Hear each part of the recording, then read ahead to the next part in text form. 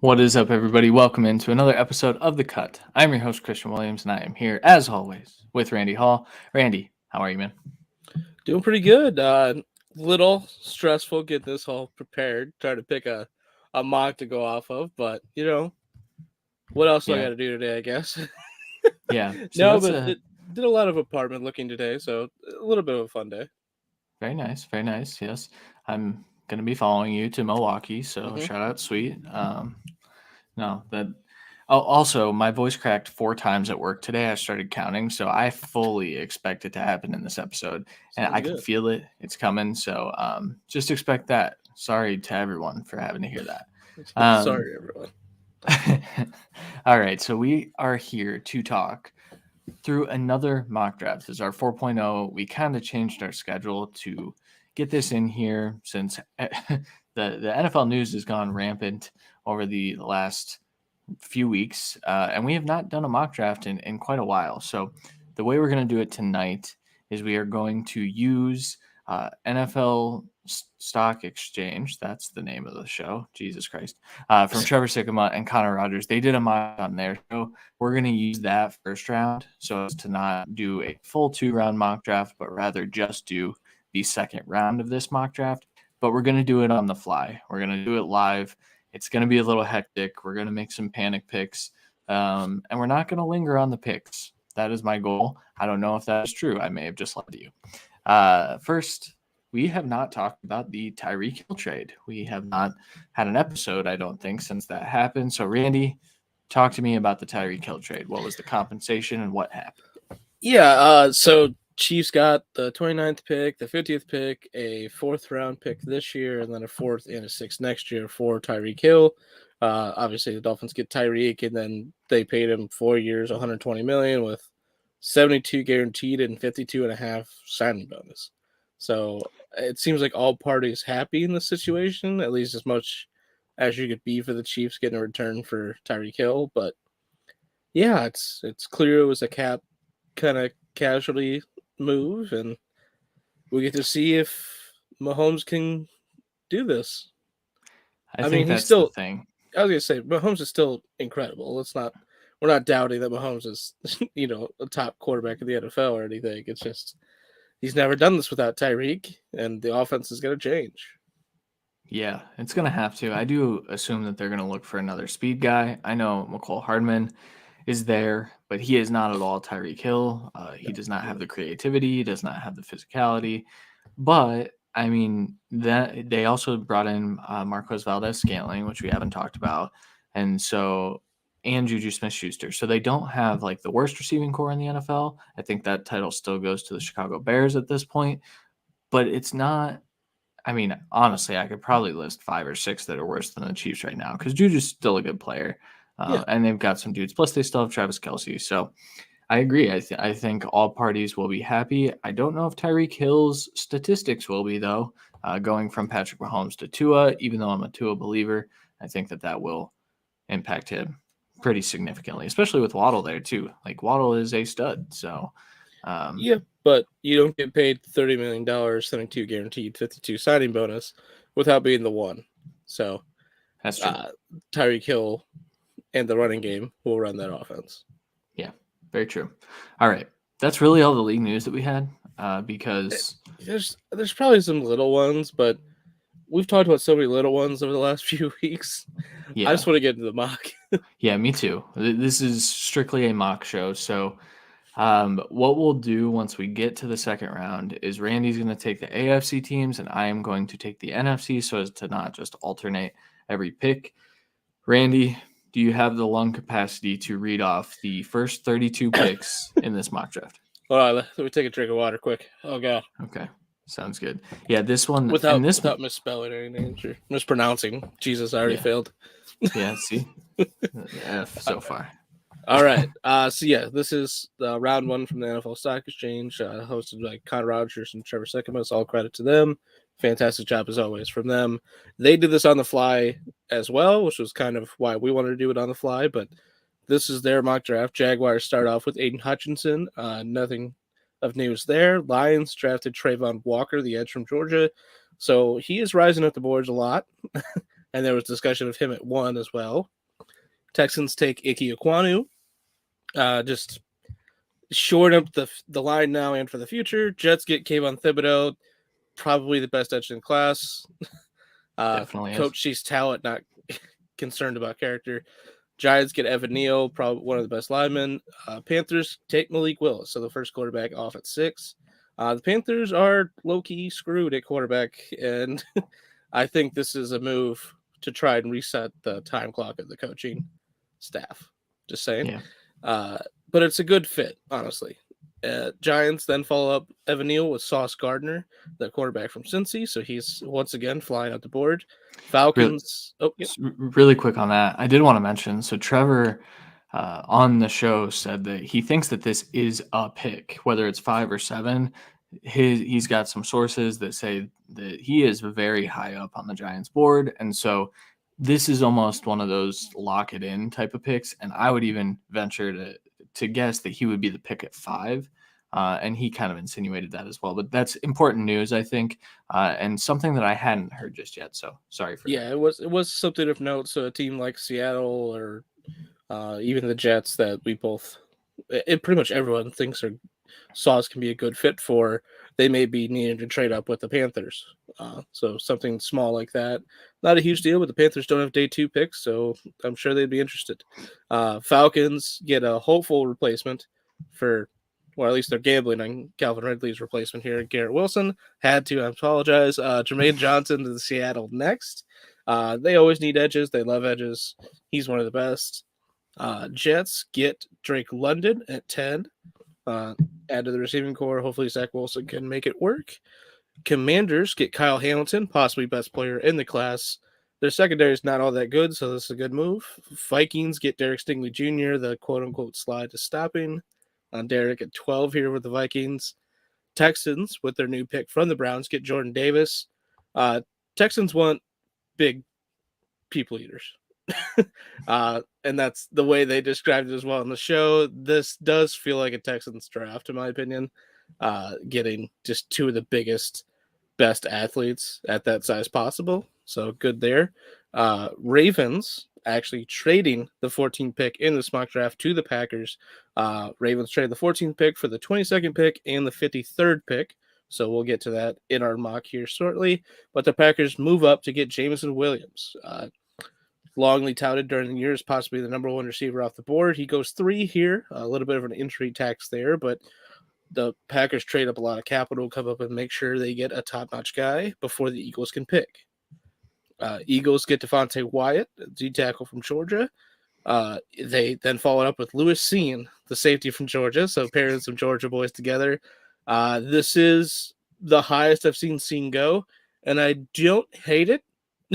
It's a little rich for my blood. Like, I might want to trade back to get him a little, but he's not going to be on the board at the end of the round, in my opinion. Yes. So here's the thing. I have had Lewis Cine to the Eagles in my last 2 mocks. It's just been with the 19th pick or trading back from that 19th pick. So I don't hate the fit, and I get it because, like, the Saints arguably still need a safety. Steelers, if they stay at 20, they could use a safety really badly. So I get it, but also, like, just wait until 19 probably, dudes. That's what Yeah, but it's getting I get it. The best player on your board in that situation. Then Chargers follow that pick up at 17 with Charles Cross, the offensive tackle from Mississippi State. Christian's offensive tackle 1, I still believe. We'll get to that show next week. And 2 now. Oh, it's 2 now. But this shores up the right tackle spot for them for the future. Getting 2 stud tackle back-to-back drafts is smart. The Saints with the surprising pick to people that just because of how this whole free agency has went, I feel like everyone kind of figured Teron Armstead would be back. He is not. So the Saints take Trevor Penning here, the offensive tackle from Northern Iowa, to try and replace that best they can. Eagles, with their third first-round pick, get Treylon Burks, wide receiver from Arkansas. Um, we talked about how they may want the same, like on our show Friday. We talked about maybe this is the breed of receiver they want. There's this, shorter, quick, get open quick, all that. This is the other way, which is also the right way in my opinion. I think both are the right way. But if you want to diversify your room, Treylon Burks is the biggest diversifying piece on the board here at 19 and one of the best receivers in the draft. So good pick there. Steelers were at pick 20. The Chiefs are now trading up. They trade the 29th pick and the 50th pick for this 20th overall to get Chris Olave, the last of the top of the receivers in this class, for most people's thoughts, mine as well. He doesn't take over Tyreek Hill. No one can. But the three weapons that they have brought in this offseason, including Olave, I think they can at least make up the difference. Patriots, 21, with all the receivers that they care about off the board. They go cornerback. Not really the mold of the cornerbacks of the Patriots, a little bit shorter arms, but the best mind in the defensive room, possibly in the draft, from all reports are considering, especially from Combine. But Trent McDuffie, the cornerback from Washington, to the Patriots to try and revitalize that cornerback room once again. So I almost assume it's a lock that it will work out. Packers had this pick at 22, then they traded to the Ravens, as we discussed, and the Ravens picked Kaiir Elam, cornerback from Florida, so they revitalized that cornerback room with some much-needed youth and depth, and Elam gets to play right away, but also get some time to work out some kinks that he needs to at the next level, but, it's the same thing as Patriots. He went to the Ravens, he's going to be a stud. Cardinals, or at least he'll leave, be a stud, then come back and be a stud. Cardinals at 23 take Zion Johnson, the offensive lineman from Boston College, the pick that I pretty much want to pencil in at every draft. The Cowboys followed up with another guard, Kenyon Green from Texas A&M. It's smart. You lost the right side of your line, and you need to replace it as best you can. They got to pick which position they want. I assume it's right guard, but I think he'll be dominant there. Another shock pick here at 25. The Bills pick Bryce Hall. Running back from Iowa State, the only running back in the first round. Spoiler alert. This is one of the teams that could do it. I think what they've done through free agency makes me not necessarily write it off, but we'll see. I think if they truly want to diversify their offense, this is the move you make. I think most Bills fans would be excited with this pick. If they don't go receiver, if they miss out on the top 5 to 6, I think that I think they're good with this. Yeah, I mean, there's been a run on corners, a run on wide receivers. Unless there's limited positions that they truly want to go for. And honestly, this is one of the better spending off seasons we've seen from the Bills as well, trying to bring in talent and depth. So they've set it up that they can make this pick and be right. So Titans take Tyler Smith, the offensive lineman from Tulsa. He's I don't know where he's playing. He's a guard or a tackle. He's not a center. That's all I know. But the Titans, it's a good fit, and I believe Trevor made this pick on the show, and he talked about there's some traction here as well. But it's also just a player fit with Vrabel, I think, and it would work out, in my opinion, and he would have less pressure to succeed day one there. Buccaneers, rich get richer in this situation. They get Travis Jones, the D tackle from UConn. Not a perennial first round pick, but probably deservedly so, that he should be in the conversation. There was some discussion on the show here of maybe they don't want just pure people eaters in the middle if they do lose Sue, which I feel like he's probably coming back in a cheap deal because I don't know who else is paying him, and I don't know if he really wants to leave the Tampa area. But Travis Jones isn't a penetrator necessarily, but I don't think we've also seen everything we can see from Travis Jones at UConn because he's getting triple teamed every fucking play. So I think this is an amazing pick for the Bucs to where you can actually get impact day one, and we'll see. Packers also go for impact, get Boye Mafe, the edge from Minnesota. This also feels like an almost locked-in pick at this point. He's heavily talked about for the Packers every time, and I think it's a good move. The Steelers on the clock from the Chiefs pick here on that trade, they trade back and get Kenny Pickett. And I think this is a spot where, as they said, it's worth the value then, to where you still get the 5-year deal, you still get the upside of Kenny Pickett, but you don't have to play him right away. There's no pressure at pick 29 for him to play right away at all. So I think it's a good move there, and it's a good landing spot. He doesn't have to leave. He gets to feel comfortable and try and grow in that city.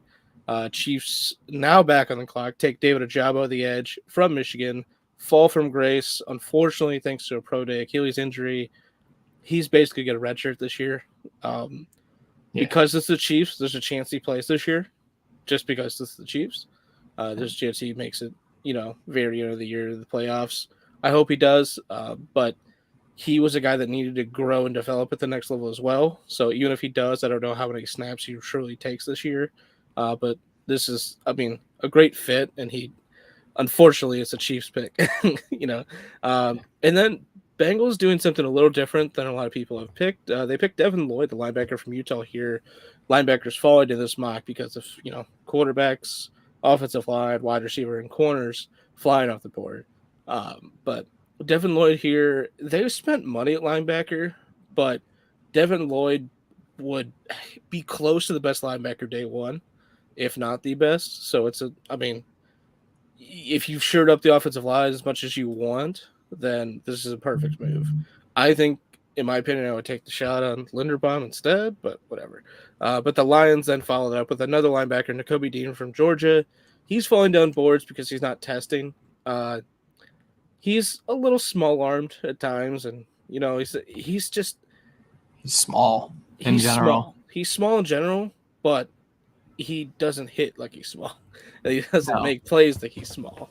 So he's letting his film do the talking. I don't blame him for that.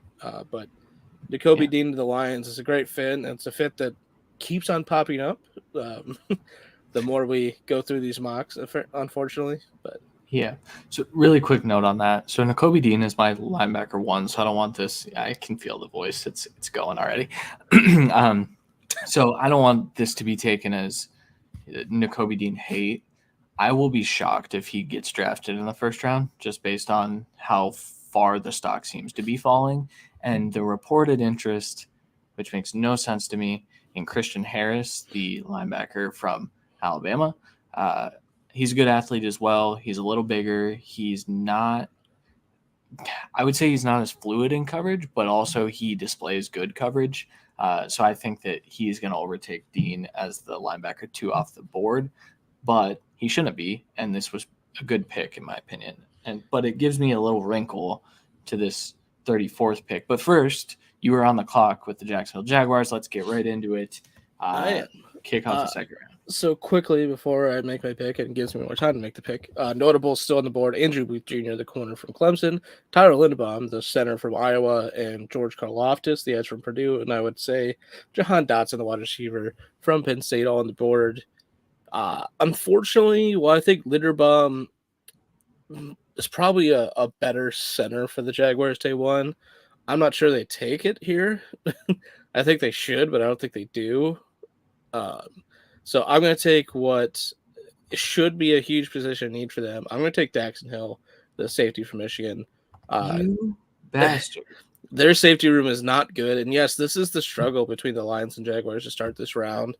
That's why, Nakobe Dean, I'm not sure they pick him there, because I think they go for safety to make sure Jacksonville doesn't take safety.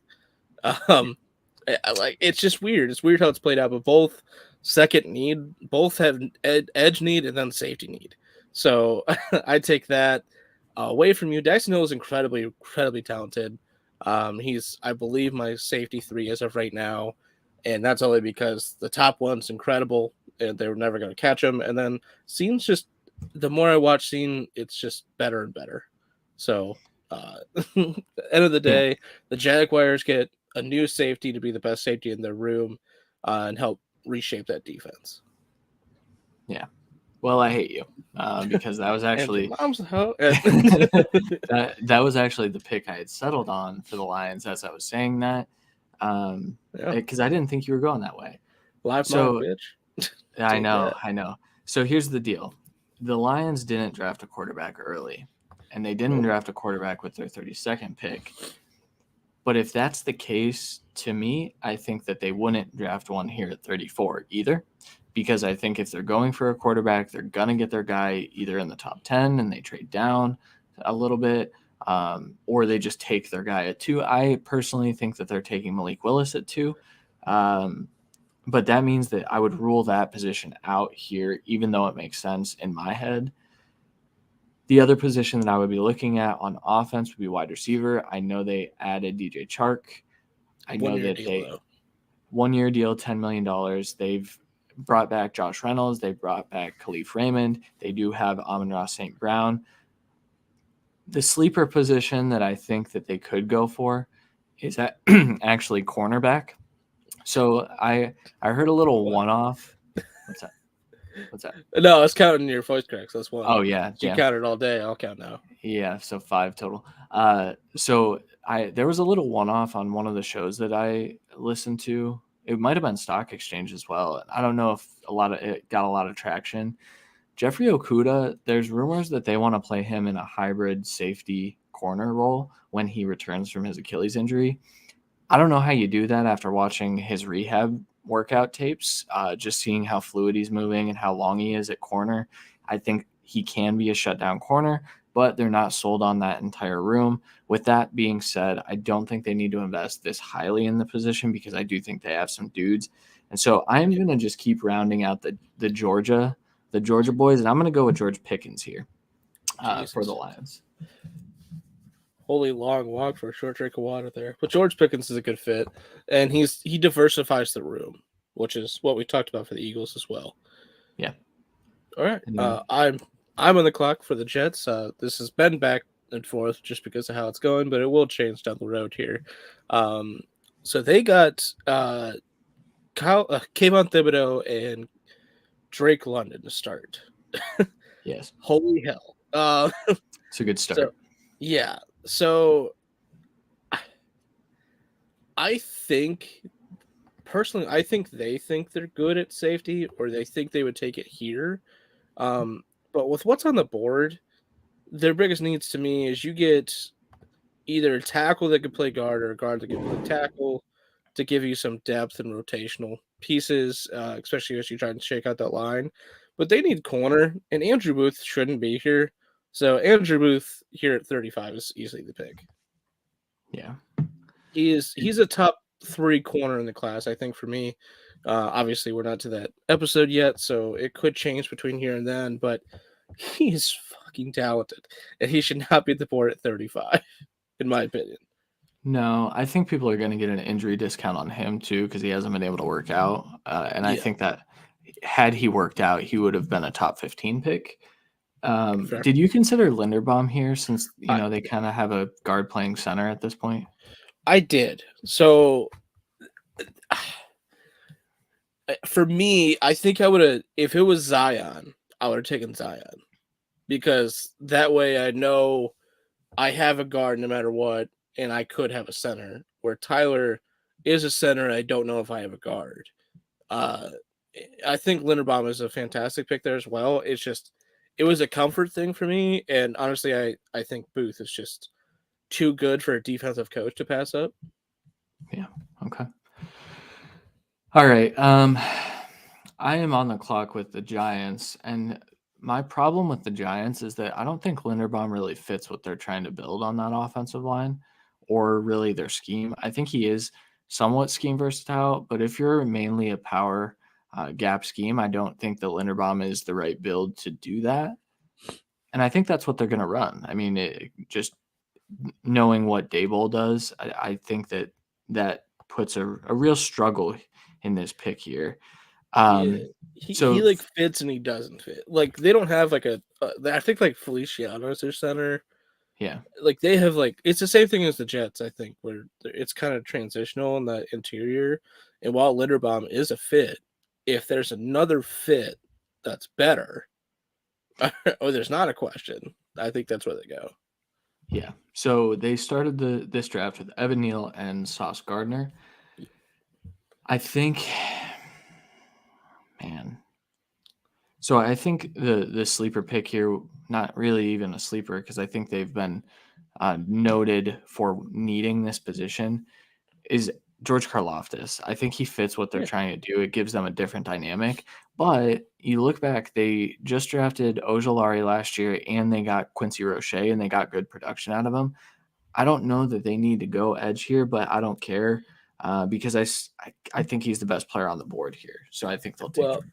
yeah, and Karlaftis is a different kind of edge than those guys are outside linebacker edge. I know Ojolari Right. is a little bit of both, Yeah. but Karlaftis could play inside as well, so it's a good fit. That's exactly why I figured you weren't going Linderbaum. Yeah. Yeah, for sure. All right.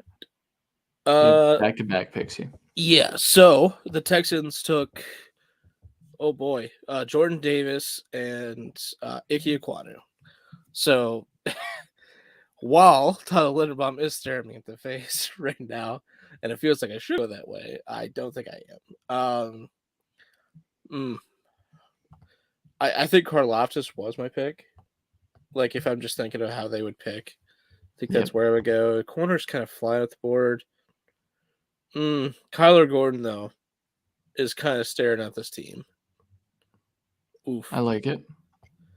Do I like that or Brisker? That's the question. I would go. Petrie.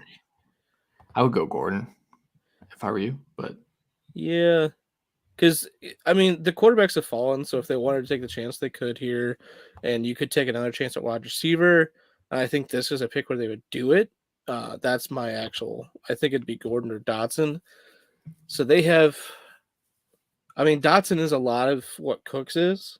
So I'm gonna go Kyler Gordon, defensive coach. Let's just go build on the defense here. Their corners are not good. Kyler Gordon is a very talented corner. Unfortunately, he's the second best corner from Washington this year, and he's not tested as well as he should have. So I'm actually still on the clock here. And safety again, we'll see. I'm just taking Linderbaum, right? Yeah, I'm taking Linderbaum. I don't think I can pass him up twice. I think it was fair to take the other position, take Booth because he should have been there. At this point, you take Linderbaum. I think you just have to. Even if he ends up not playing day one, which I think is silly. Obviously, I think he's going to play day one. It's the smartest pick. Yeah. I could rationalize about 6 other ones there, but I can't. It's just no. Yeah. All right. I'm on the clock 3 picks in a row. I have Bears, Seahawks. And for the Bears, they have not done a good job getting receivers in. They have not done a good job in filling out that offensive line. They have two needs on the offensive line, I think. Really, and it depends on where they're going to play Borum. I think realistically, their ideal scenario is that Tevin Jenkins is your left tackle, Larry Borum is your right tackle, and then you fill in the guards. They do have a new center. But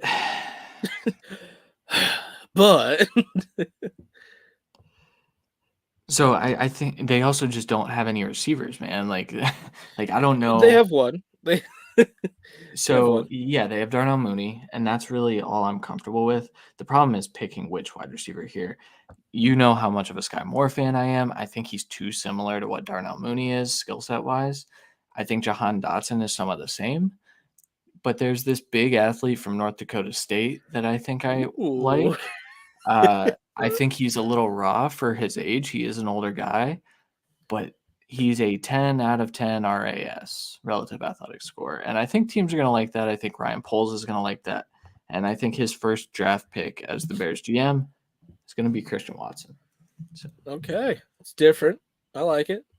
Well, realistically, I want Pickens to fall there as a Justin Fields guy. It's not going to happen. They're going to need to go up and get him. I think Watson does a decent job of kind of replacing what Allen Robinson was giving you while you let him be the wide receiver 2 and continue to develop, with Mooney obviously being the one. Yeah. All right, I'm going to go a little off the rails here with this first Seahawks pick. Yeah, there's the Seahawks. Yep, I'm going to take Sam Howell. Okay. And I'm going to take Sam Howell over Desmond Ritter. And I think Matt that's Corral. and Matt Corral, which I think is what is off the rails. But 32 teams went to his pro day today. 32. That's a lot of teams. That is all of the teams. So I feel as though there's a chance that Howell is still a first round pick, and it's going to come full circle because he was widely regarded as that a while back. And the Seahawks, I think they believe in Drew Lock, but I think not hedging that bet would be a mistake. And so I think they have to get a quarterback here sometime early in this draft. They do it here with their first pick in the second round. And then, And then who did they start with? I know they didn't take a quarterback. Jermaine Johnson. So they got Johnson. an edge. Yeah, okay. I got edge is done. You good? Okay, edge is done. Here's another Seahawks pick. Tariq Woolen is the pick here for me. So shout out the train. So Tariq Woolen is an athletic freak. He's long. He is big. He is physical. He is fast. He is everything that the Seahawks would really want in a prototypical corner for them. While I don't think that he's the best corner on the board here, I think McCreary is better than him. I think I can make an argument for a couple other guys. I think Tariq Woolen might be drafted a little bit higher because of that athleticism. So I'm going with him to the Seahawks at pick 41. Okay, that's fair. I'm going to try and talk. Hopefully the train stops talking. So with the Colts here, my first pick in a little bit here, edge is still a top need for a lot of these websites. They got Yannick, they have Quiddy. I think they take an edge later, possibly, but they day 2 picks they trade like candy. I wouldn't be surprised if they trade back here. But I think their 2 biggest needs is left tackle with Eric Fisher being gone and them kind of replacing, but not really. So I think Rainman is a decent pick here. But if you want Matt Ryan to succeed here, I think he can succeed with a subpar left tackle as of right now with the best left guard in football next to him. I don't think he can succeed with just Michael Pittman. We're both believers Paris Campbell. Listen, Paris Campbell hasn't done shit. Plain and simple. So we're just writing that off the board. In my opinion, Jahan Dotson, best receiver on the board. Does a little bit of everything, a little bit more early separators compared to Pittman. I think Sky Moore is also a fantastic pick there, but I'm going Jahan Dotson. That's fair. You know how easy this pick is for me? So the Falcons are on the clock. The Falcons are taking Desmond Ridder if he's there at 43. I don't think he will be. So here's the thing. It's either 1 to 2 quarterbacks go in the first round or like 4. I don't think there's a third one snuck in at the end there. I think it's 2 or it's 4. I am of the belief that 4 will go in the first round. But if Ritter's there in the 40s, I think the Falcons take him and say, learn behind Mariota for a year, and then you'll be good to go, buddy. Yeah, makes sense. Browns on the clock here at 44. As of right now, they have not replaced Jadeveon Clowney at the other edge, and they don't have Jadeveon Clowney as of right now. However, I don't love the edges right here for the value. D tackle, you could kind of talk me into Winfrey or Leal. I'm cool with passing on it right now. I think this is a place where they possibly trade back.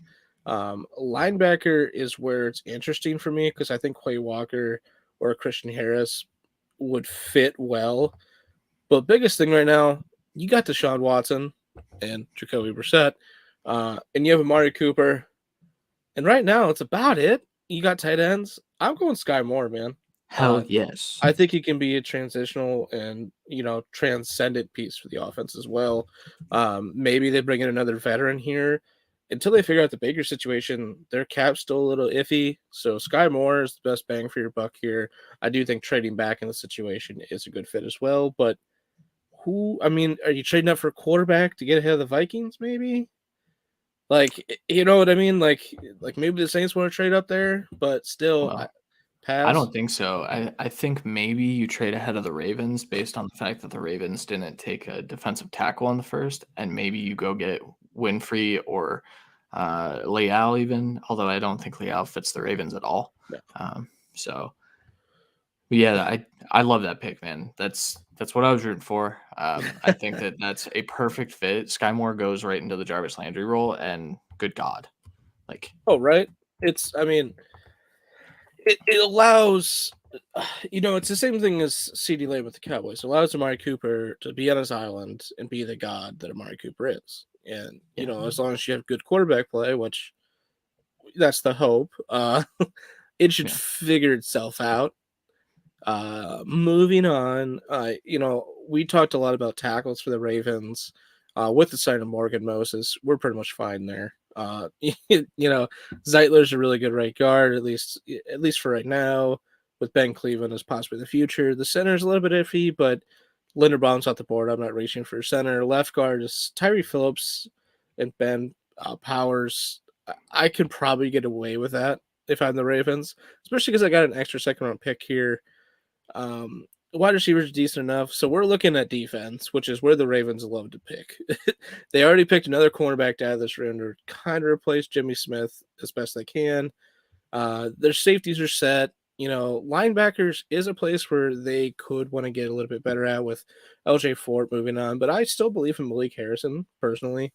yeah, So while I think it's a fantastic pick and it is something I'm going to be considering here, I think D tackle is also enormous for the Ravens. So Perrion Winfrey and Quay Walker, who are the top two guys on the board right here, are who I have to pick between. Christian Harris as well. I'll give him the shout out. But the Ravens pick in like 7 picks. And looking at this board, I'm not sure. Maybe the Eagles go linebacker, but there's 2 on the board that you like. I think you take Winfrey and just lock up one of the better D tackles in the class because they have kind of flown off the board, which most don't do in mock drafts. yeah. So pair out Winfrey. I like that pick. I think Winfrey in that scheme would be terrifying. I think he's got some legit talent. I don't think he's put it all together just yet, but I think he will once he gets to a scheme that fits him. Yeah. All right. You did mention linebacker, and I think that that's a sneaky high need for the Vikings here at 46. The Vikings did go get Derek Stingley Jr. with their first round pick. And honestly, I struggle. I think defensive tackle, I think maybe the Vikings go up and get Perrion Winfrey because I do think that they need some defensive tackle help. They cut Michael Pierce recently, but they have added to that room as well. But if I'm taking a linebacker here, and I know like people aren't there yet with it, and I don't even think Randy's here yet. Leo Chenal is. I think Leo Chenal is a first round player. You could take it, bro. It's just not. We're not to the episode. I'm not giving away everything here, but this is fair. Well, we're going to talk about it, but Leo Chenal, the best run defending linebacker, I think, in this class, and that I've seen in a while. He is very, very skilled. He's a very skilled pass rusher. He shoots gaps really well. I think he fits like a bigger mold, which is what the Vikings often look for in their linebackers. So I'm going him at 46. I am also on the clock with the Commanders pick that they got from the Colts. You got 4 picks in a row, bud. I know. So the Commanders went and got Kyle Hamilton, which was a mistake. No, it's not. It's a good pick, but a mistake for how this board has fallen. I think if they go up and get Kyle Hamilton, they have to go back up and get a wide receiver. That's possible, but you got to look at, top 2 receivers for most people, besides injury designation, obviously with Jameson, as Drake London and Garrett Wilson. Both were off the board at 11. I know. I get that, but maybe that's a situation where you trade back a little bit. But I don't even know if you can because there are so many teams that need wide receivers in the first round. Getting one of the best players in the draft made sense. Yeah, so that's where I think that because now, like, I can argue that they got a safety, they still could take a quarterback for what it's worth. I think that they've been doing a lot of work on quarterbacks, which is strange considering they just traded a lot for Carson Wentz. But Logan Thomas gets hurt clearly a lot. I think that this could be where we see the first tight end come off the board, and I'm gonna go somewhere different with this. Yeah. So it's not their most pressing need, but I do think that adding a weapon makes sense here. I don't love taking John Mechie. I don't love. That's really the only receiver I would consider here too. So I'm gonna go. I don't think Trey McBride's gonna be the first tight end off the board. I've said that for a little while now. I think it. So I was gonna say, Go there's ahead. no lineman that interests you for them. Sean Ryan is there. I think Lecitus Smith is there for me as well. Because quickly, their offensive line is Charles Leno, Norwell, Chase Ruler, Wes Wetzler, and Samuel Cosme. So, Their I tackles mean, are good though, and their that's the tackles are problem good. here. The interior isn't fantastic. I would It's say not. You're right. their wide receiver room, like you said, I don't know if any of those guys is really going to be an upgrade over, Curtis Samuel and De'Ami Brown. Yeah. So I get that. What's their tight end room look like? Logan Thomas. Logan Thomas, John Bates, Samus Reyes. See, I liked Bates a little bit Yeah, last year. he played a good amount too. But also that room right there has one tight end ready to go because Logan Thomas, I believe, is going to be out for a little bit of the 2022 season as well. I'm going to stick to it. I'm going to go Greg Dulcich. We just talked about him. I think he's the best pass catching tight end in this class by not by a decent margin. Trey McBride is still By that. a wide margin. But what he is he's really good after the catch. Go listen to our Yes. tight end episode from last week if you get a chance. And that's where that breakdown is. All right, the Bears picking at 48 from the Chargers in the Khalil Mack trade, I believe. So maybe I was hedging a little bit because I wanted to take Sean Ryan here, but I'm taking Sean Ryan here. So they went and they got the receiver. Ryan Poles is going to build through the trenches. We know that they've been aggressive in trying to get trench players there. They just have failed with Larry Ogunjobi and then the Bates kid from Buffalo that they matched the offer. So they need to get a starting guard. I think Sean Ryan can be that. And I think the good thing about Sean Ryan is he can also go ahead and play tackle when you need him to, and maybe you kick Borum inside instead. So going That's Sean possible. Ryan here. Yep.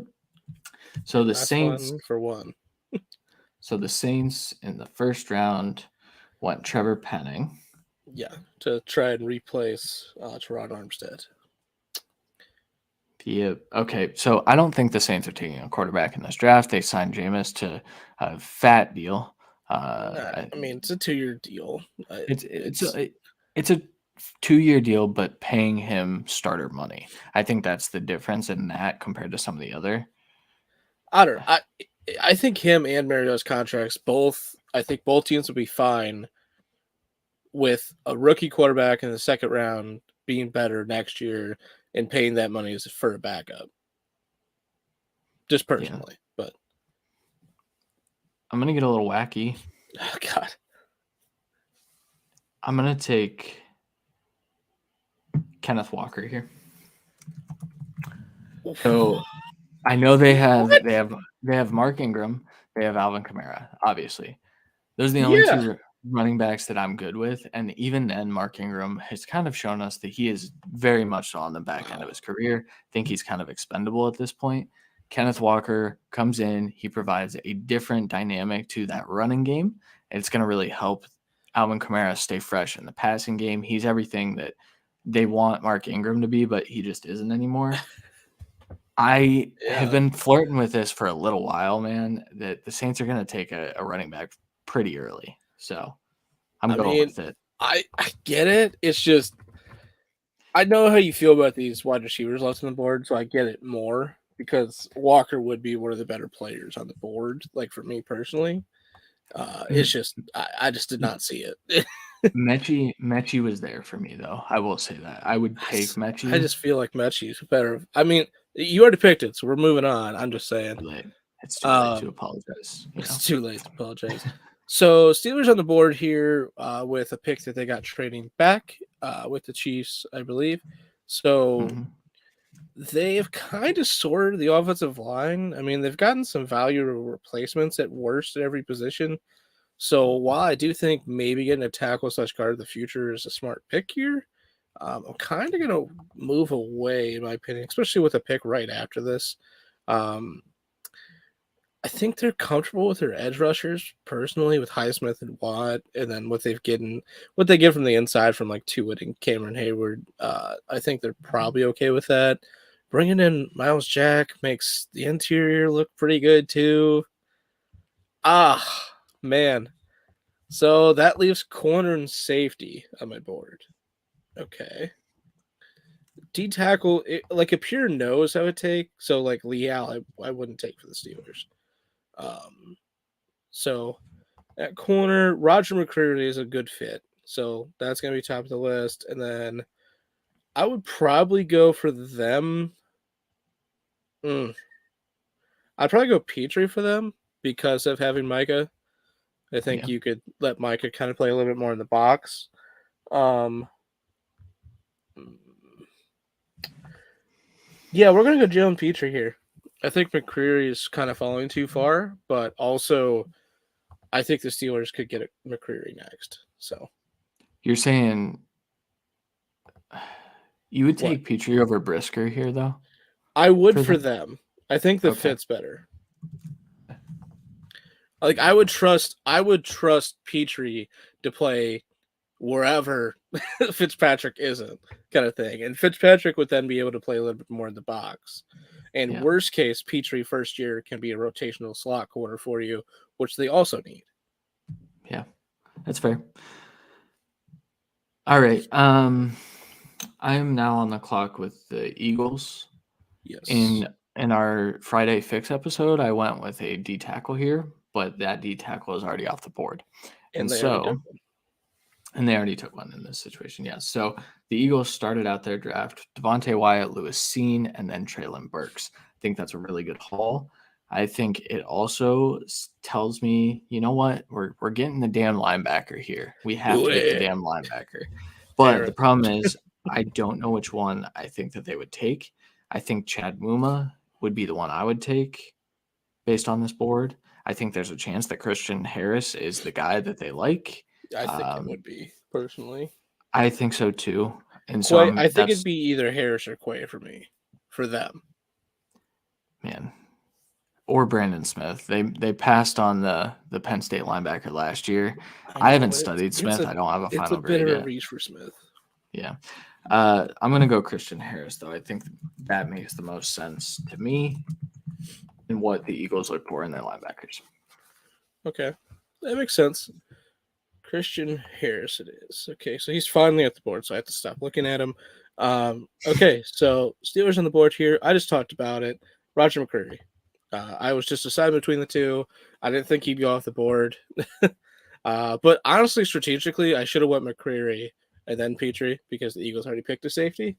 But it worked out anyways. McCreary, he'll be able to take his time in this team, who already have Sutton and Mollett, and they have Levi Wallace, who's one of the better ones, and there's a good chance Joe Hayden comes back, in my opinion. So McCreary will be able to develop very quickly and not be tasked as being like a dominant corner day one, which is what he needs. Yeah. All right.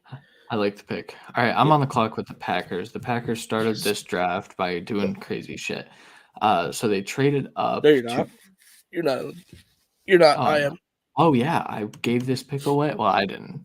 Yeah, they gave this pick away. The Ravens are on the clock, actually, unfortunately for you. Sorry about that.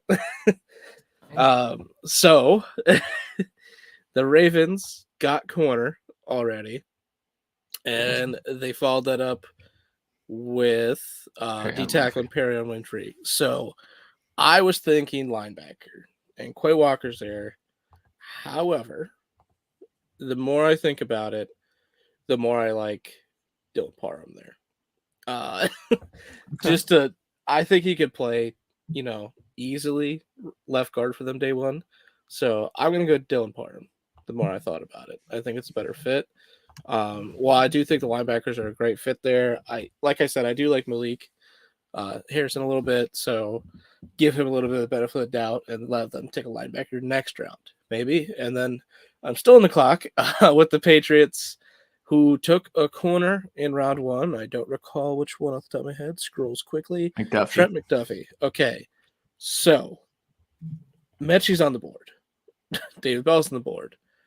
Both are tremendous, tremendous picks. They need they need better linebackers. Don't pick like a fan. You know the Mechie and Mac connections there.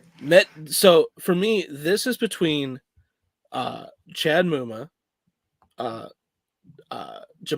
Saylor, Rainman, and Quay Walker.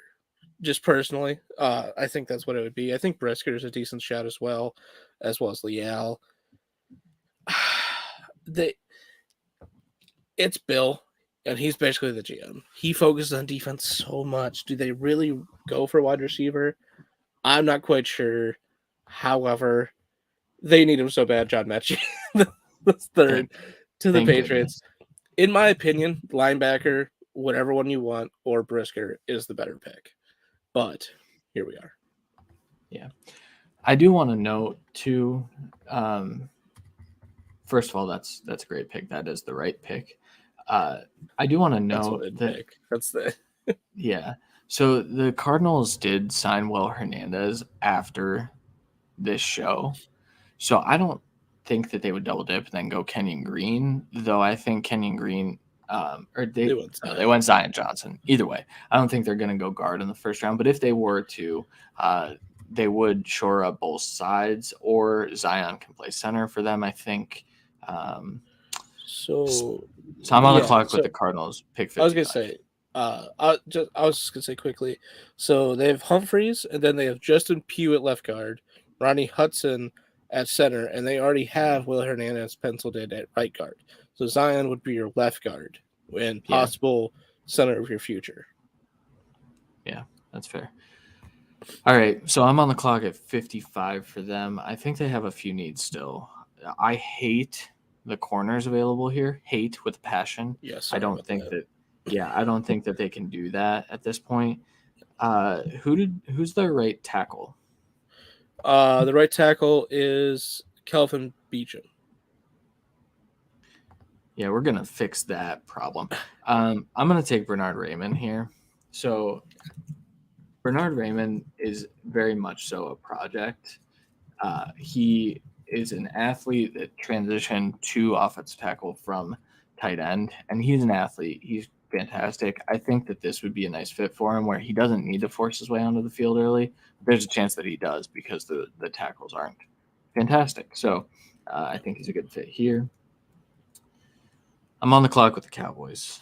And the Cowboys have selected Kenyon Green to replace McGovern. Yeah, which sure. Sounds good.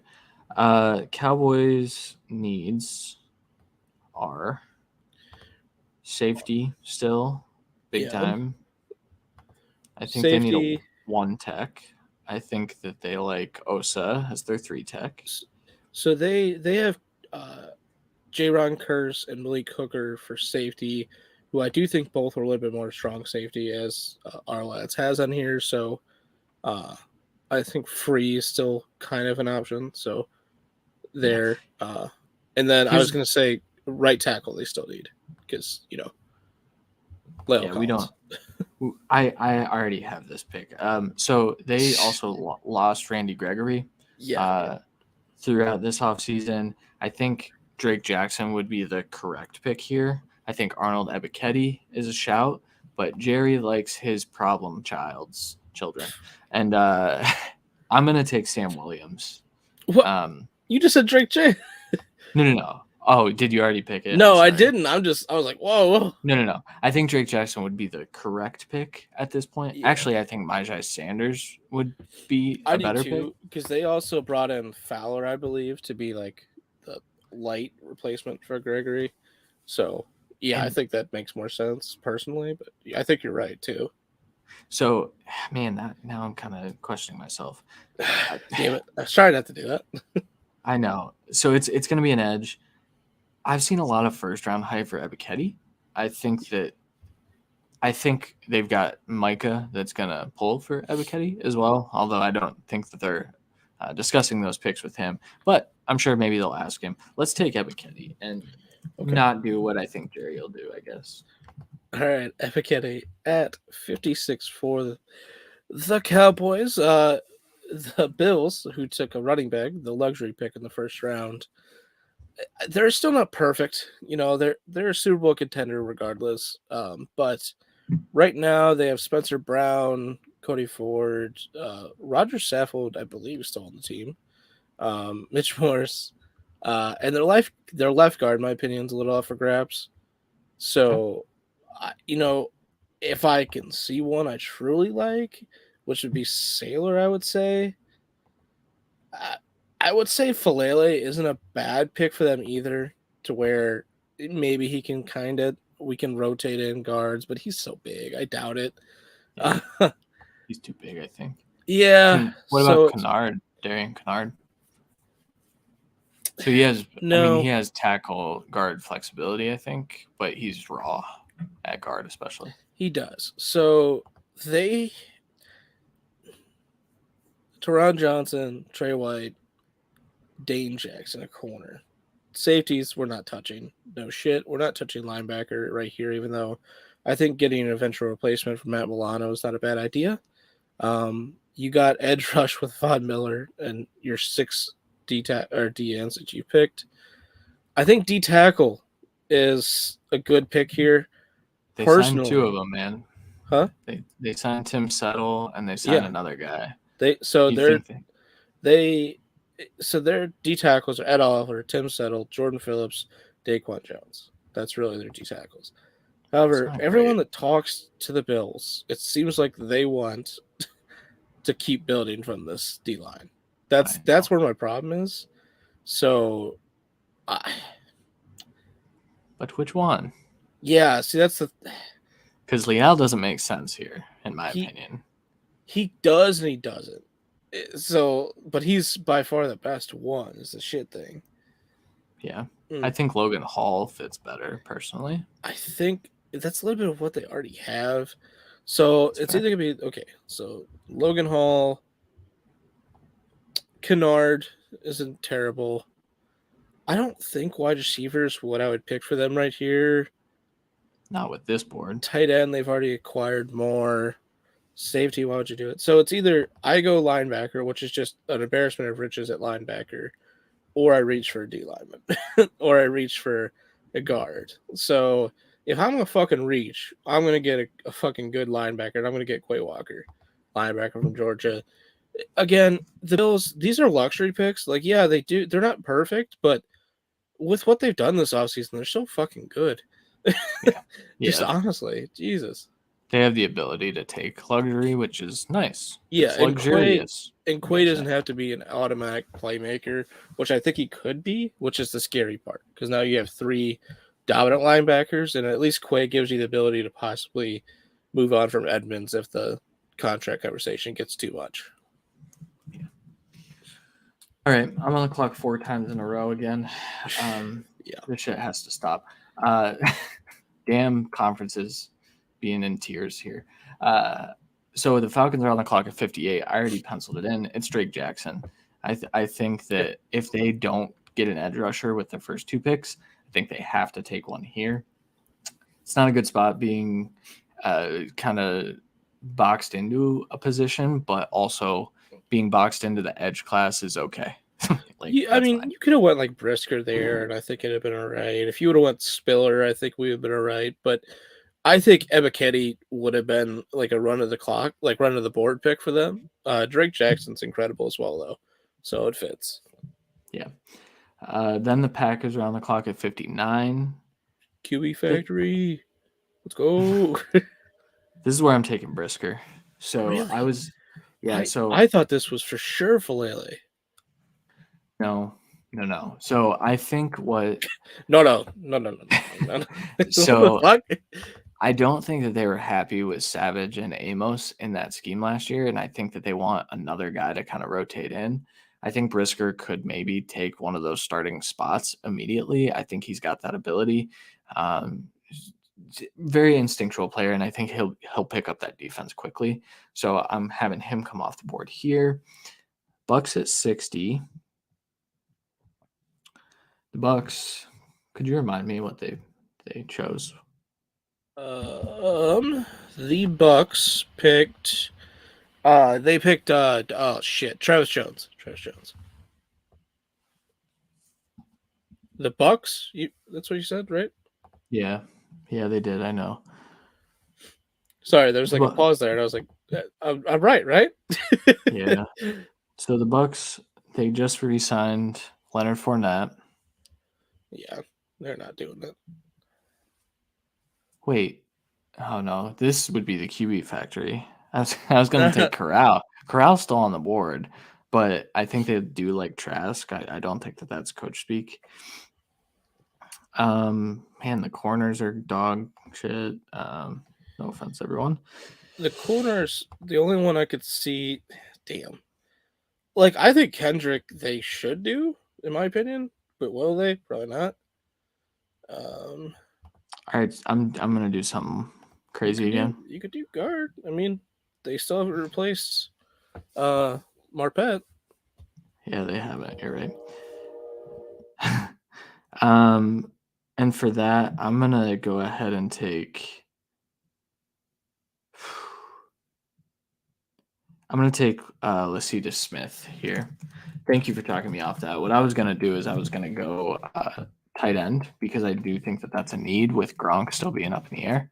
And their only tight end now being Cameron Brate with OJ Howard moving on. I think they will invest in a tight end. Didn't think you could see us there, but yeah, I don't. I mean, realistically, I think Marquise Hayes makes some sense too, but I think he wouldn't be an immediate starter there, and I think Lecitus could just slide right in. I think Sailor Strange makes sense as well. Honestly, you kind of sniped yourself. I think Briscoe was the best pick, but you sniped yourself, unfortunately. Yes, that was definitely what I was dealing with there. All right, so the 49ers are on the clock QB now. factory. No. God, the 49ers should have traded up hours ago to get a corner, if I'm being completely honest. Wow. This is not fun. I don't think Falele makes sense for them. I do think that they're going to look at the offensive line and building through that, especially with a rookie or a second-year quarterback taking over. Like I said, I don't think Falele makes sense. I don't think he moves well enough to play in that scheme. Even if he did, like their tackles are set. Like he wouldn't play this year, so it'd be it's true. a loss. He's not playing over Trent Williams or Mike McGlinchey. It's true. I don't like this player's tape very much. I studied him. I think he's a perfect fit for this scheme, for a wide zone, get your center out moving. I'm going to take Cameron Jurgens, who has widely been rumored to go on day 2. This is early. It's early. Hold on, let me scroll down a down bit. Yeah. Wow, it's not a name. I don't hate it. Like Yeah. I think if you want to get an instant like possible upgraded guard, this doesn't make sense. But if you want a possible upgraded guard with your eventual Alex Mack replacement, which is a top concern for this team, it has to be. It is best pick, because I don't know how Lindstrom and him are going to line up for me, but I think it's going to be really close. But I think at least Jurgens could play a little guard where I don't think Lindstrom really can. Yeah, Jurgens can move, man. That's the thing. He might be best as a guard, not a center, if I'm being real. So, all right, you're finishing this off for the last. Yes, I am. Chiefs, who traded up to get Chris Olave, and then followed that brilliant maneuver with David Ojabo. So you've got an eventual top edge of the future. You know, they have enough in Frank Clark, and I think they can at least get enough from someone else to be okay without taking an edge here to like double dip on that for instant impact while you get the possible upside. So at corner, man, again, it's another team that corner would be incredible for because Rashard Fenton, DeAndre Baker, L'Jarius Sneed is by far the best corner of those three. Yeah, That by a says a lot. Justin Reed and Juan Thornhill, I'm cool with that at safety. All the safeties are off the board fucking anyways. Damn. This is a rough one. We're not going wide receiver, obviously. We have enough there. What about linebacker? It's what I'm considering because I would say Niang doesn't deserve his spot to be like set at right tackle necessarily.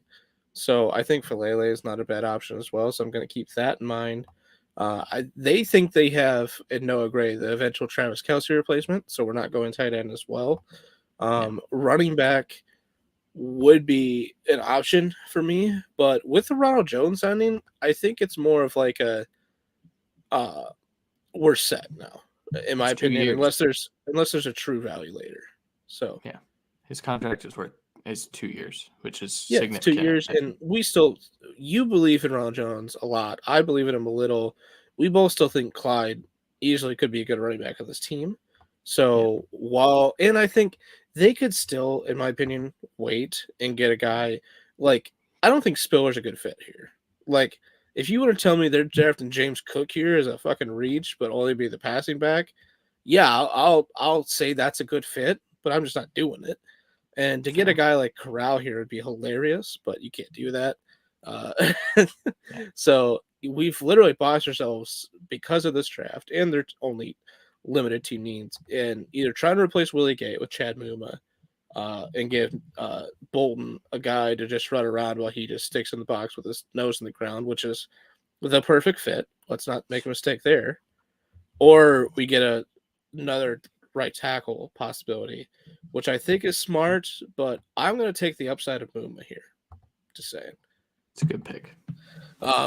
Like I just said, he's a lot more rangy. I think Willie Gay he costs you more right now anyways, but I think that trio of linebackers, at least for this year, will do a lot, at least maybe to help you on the edge, like keep stuff around. Maybe you do a little bit more linebacker heavy sets there while you wait for a Jabo to get back to full health.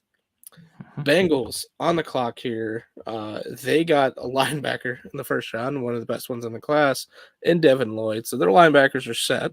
Let's just Jermaine Pratt, Akeem Davis Gaither, and Logan Wilson obviously being the top, and now Devin Lloyd. So I think their D tackles personally are kind of set as well. I think you get depth later, but I'm not.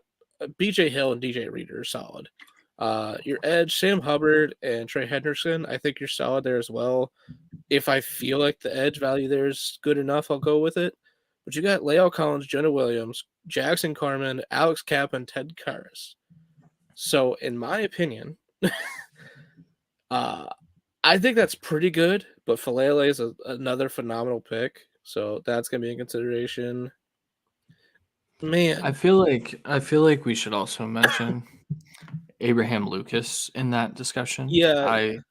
I think he's better than Falele, personally. That was before he tested out of this world too. So that is before he tested out of this world. Okay, so you know what?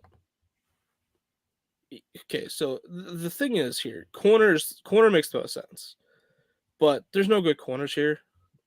Like they're all gone, completely gone. And yeah, I think they're comfortable with their offensive line here. While I do think this is a good spot here, I think they're just gonna wait and just call it a day. So that leaves me with edge or D tackle, which Leal fits. Edge, pretty much any of these guys could fit, in my opinion. Just but they already have it. What they don't have right now, in my opinion, of anyone that has value, besides like they should have been good or they could have been good, is tight end. So I'm going Trey fucking McBride to the Bengals, and that's scary. I love it. I love it. But it's a good fit, and it replaces what Uzama gave you in the passing game.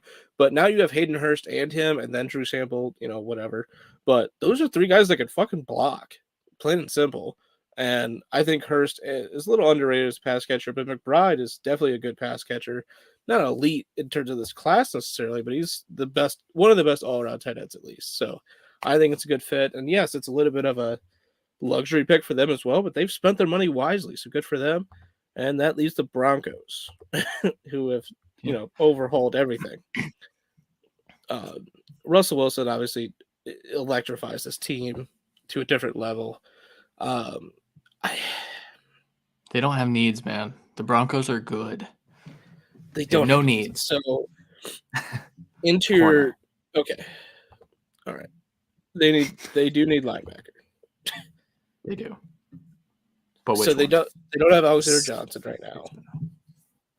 So their linebackers are basically Baron Browning, but he's used all over, so you can't really count on him. And they have Josie Jewell, who's good. However, we've picked a lot of fucking linebackers here. So it's. Can I give you a name that I think is perfect for what they need? So Quay Walker came off the board, and I don't think Channing Tindall is worse than him. I don't remember if I think he's better or not, or if they're like the same tier. I don't remember if I think he's better, but Channing Tindall, I talked about him on the Friday Fix, but the dude has burst. His closing speed is elite. Like, there's no other word for it. He never started a single game at Georgia. I don't think teams are going to care.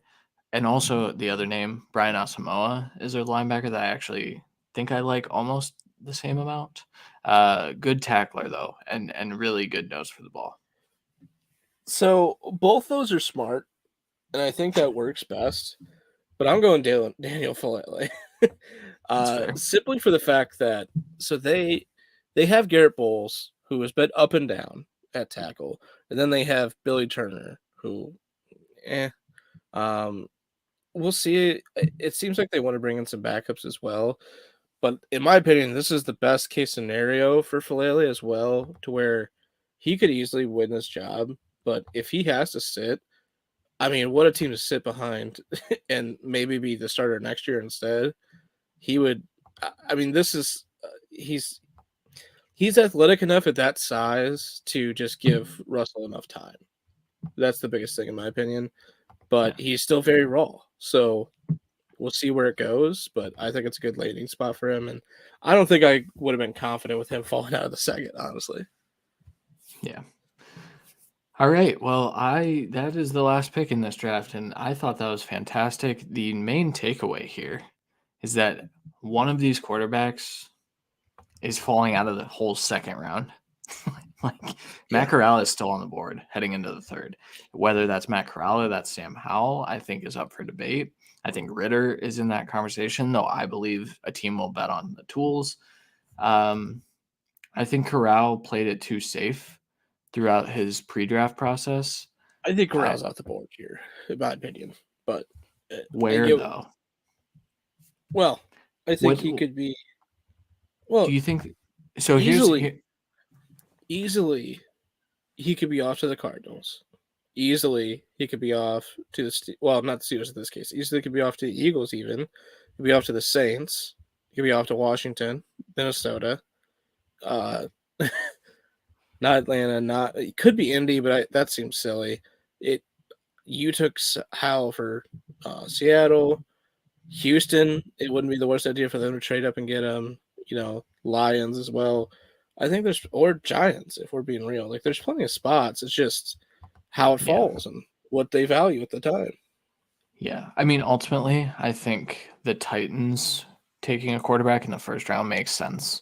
If you look at the way Tannehill's contract is structured, he's there this year no matter what. They're not moving on from him. But after this year, they have an out that's kind of affordable. I think Ritter makes a ton of sense there. I think he fits that scheme perfectly. And I think one additional quarterback going in the first round will shape the way the rest of them fall. Yeah. But it's incredibly intriguing to me that we to have Matt Corral on the board after 2 rounds. So that's Yeah, crazy. it's just how it shakes out. And obviously, we had to play with what we were dealt with from the first round given to us. But man, still. Yeah. But that was a fun mock. If you guys like these, there's a chance. I mean, we're doing the mega mock, that is for sure. But let me know if you're intrigued by the deeper picks and things like that. I still want to add a second and third round to my last mock, but it got blown up after. I think what I'm going to do is just write 2 more mocks instead of just the one that I planned to. I plan to just write my final mock. Randy needs to write a mock too. Listen. But I know you will before the end for our mock draft competition. So, 100%. All right. Any other takeaways? Do you want to read through the picks? Oh boy, I would if I didn't close out the doc already. All right. I don't really want to do that anyway, so but I will quickly. 33 Jaguars took Dax Hill. 34 Lions took George Pickens. 35 Jets Andrew Booth. Giants George Karlaftis. 37 Texans Kyler Gordon. 38 Jets Tyler Linderbaum. 39 Bears Christian Watson. 40 and 41 Seahawks took Sam Howell and Tariq Woolen. 42 the Colts took Jahan Dotson. 43 the Falcons took Desmond Ridder. 44 the Browns took Sky Moore. 45 the Ravens took Perry and Winfrey. 46 the Vikings took Leo Chenal. 47 the Commanders took Greg Dulcich. 48 the Bears took Sean Ryan. 49 Saints Kenneth Walker. That one, we're gonna get hate for that. I know it. I'm sorry. 50 the Steelers took Jalen Petrie. 51 the Eagles took Christian Harris. 52 Steelers Roger McCreary. 53 Ravens Dylan Parham. 54 Patriots John Mechie, the correct pick. 55 Cardinals Bernard Raymond. 56 Cowboys Arnold Ebiketie. 57 Bills Quay Walker. 58 Falcons Drake Jackson. 59 Packers Jaquan Brisker. 60 Bucks Lacita Smith. 61 49ers Cam Jurgens. Hate it, but makes sense. 62 Chiefs Chad Muma. 63 Bengals Trey McBride. Hate it, but love it. And then 64 Broncos Daniel Falele. So that was a wild second round. We're adding a third round. I'm telling you, I'm so stoked. I want to just keep going, but we're not going to do that. I'll tell you what, in the deepest position left is by far edge rushers, where there's still some we care about. Wide receiver, we have David Bell on the board, Calvin Austin. We start to dip after that. Running back, we got Spiller and Cook. Quarterback, like you said, there's still a lot. Tight end, there's still some valuable pieces. Lines drying up as well. So D tackles were dried up very quickly when it's not that deep of a D tackle class. So, yeah. Well, I loved it. Do you have any parting thoughts before we get out of here? Not on that. Just excited. Moon Knight comes out in a couple days, right? Thursday, I believe. Wednesday Wednesday it is. Yeah, sorry. Yeah. So Wednesday or tomorrow night at midnight or 3 a.m. 3 a.m. Yeah. So yeah, we'll have Marvel talk legitimately on the Friday Fix this week. So damn right. We don't know what team we're doing though. So no chance. But we will figure that out, and we will let people know. And so that's the next time we'll talk to you. Next week, we're going to be doing our offensive lineman rankings, which I'm excited for. Randy and I are probably going to fight about some things, judging by his reactions to some of the picks. So we reached. That's all it asks. It's fair. I don't think I haven't finished the fucking center we just did, so I definitely need to go finish him now after this. So yeah. That's fair. We've got some time. We have 1 week before we are talking about those. Yeah. So, all right. Well, that will do it for this episode of The Cut. Make sure you guys like, share, subscribe, all the fun things. You know the drill. For Randy Hall, I'm Christian Williams. We'll talk to you guys later this week. Peace.